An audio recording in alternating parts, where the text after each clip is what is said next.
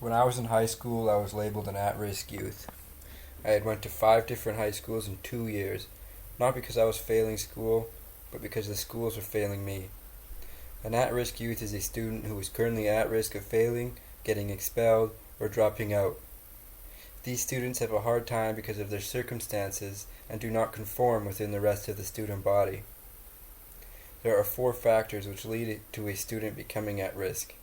While student factors such as bad grades play a role, there are other factors which play a much bigger part. They include issues at home, in the school, and within the community.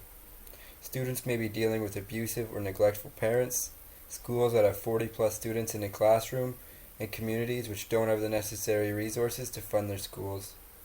A majority of the students in an alternative school usually come from 1 or 2 schools in the city.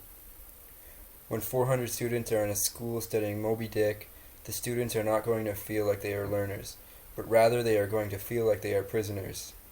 There are many similarities between a high school and a prison. Having students take 4 short classes places a limitation on what a student will accomplish in a day. Another limitation is the curriculum teachers must follow. Students rarely have options in what they learn and how they learn it, which is a killer to any creative thinker.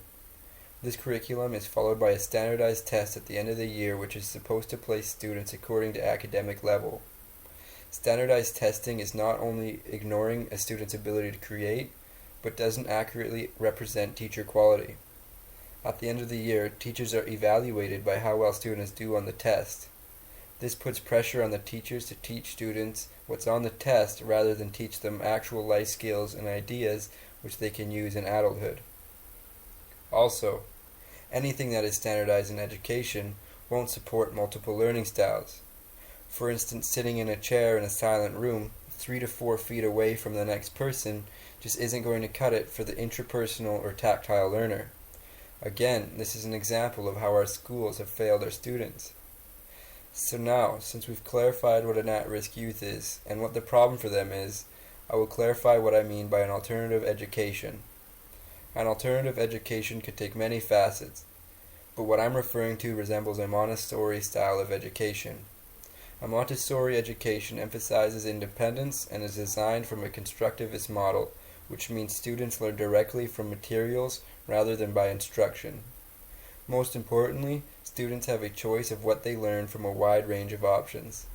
This allows students to find their interests, which leads to a higher enthusiasm towards school. By having a choice of what to study, the students feel less pressure to conform. In a Montessori education, students are also given a large block of uninterrupted time to work on projects of their choice. Alternative schools in Canada value the social and physical needs of students during their education. In my class, the desks were set up in a circle, with the teacher being a part of that circle. That way, everyone could make eye contact with each other. Every morning we would each talk about something that was going on in our lives. By allowing us to get to know each other, we were able to understand each other a little bit better and connect socially with people outside of our usual social group. Understanding other people's backgrounds and skills allows us to see others empathetically, which promotes cooperation and leadership skills.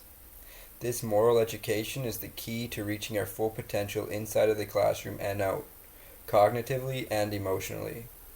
We see an epidemic of bullying and hear about kids who commit suicide and self-harm because they need to escape or relieve pain from a school system which has failed to grow with them.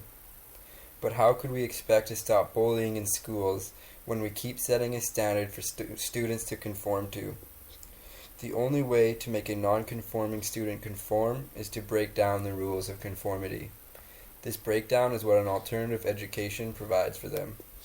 Created using Powtoon.